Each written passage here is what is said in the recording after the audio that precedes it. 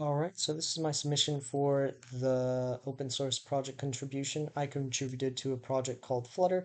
Flutter is an open source framework developed by Google in order to allow developers to deploy front ends or maintain one front end code base and deploy that across multiple different platforms without having to develop different code bases for every platform. It allows developers more flexibility in that aspect. And specifically, I contributed to the packages repository of Flutter. This allows these are packages maintained by Flutter's core team and allows users to do different things.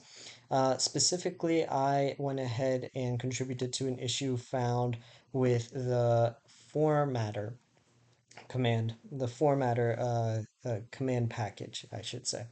So specifically over here, I'm going to give a basic overview of it. There's certain fallback logic that occurs due to dependencies not being in view of path when this command is ran on Flutter. This is specifically the Swift format tool not being available on path. Now, previously, the what Flutter would do if you ran the format command is that in this specific aspect, if you're running the Swift format package, it will go ahead and check if Swift format is available on path directly, like installed independently. Now, with the new version of Xcode, which is a developer suite developed by Apple, they start including that dependency within Xcode 16. So Swift format was already within Xcode. So users would typically have Xcode and Swift format installed, or if not just Xcode, at least since they started including Swift format within Xcode 16.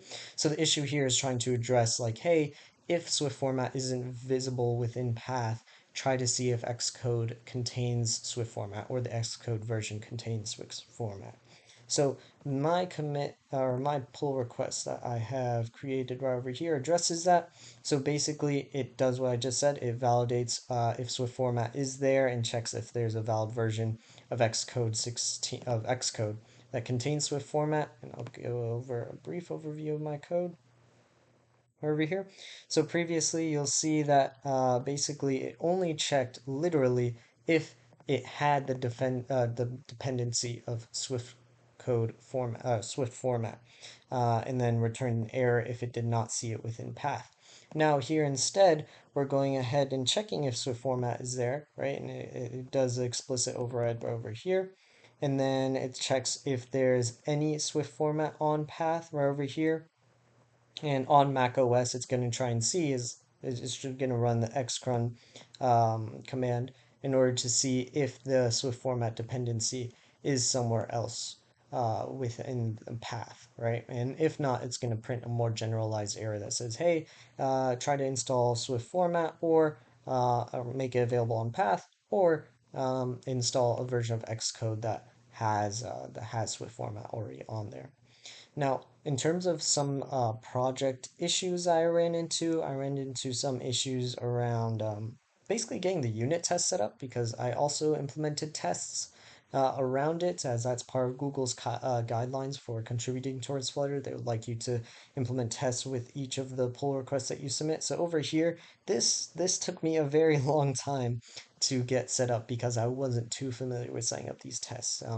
The things that were very similar to the stuff on the textbook was specifically version control. I realized how important that was, and I sort of reflected that based on what we learned in class around branches.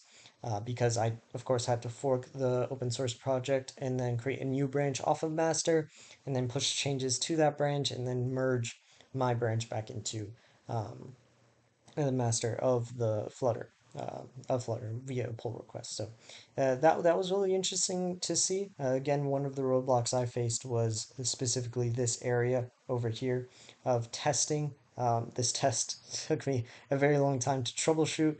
I would go over the ins and outs, but it's quite a long test. But basically, it fakes a Swift plugin and it sort of forces the user to act as if they're on the Mac OS platform, right? So forces Mac OS behavior over there.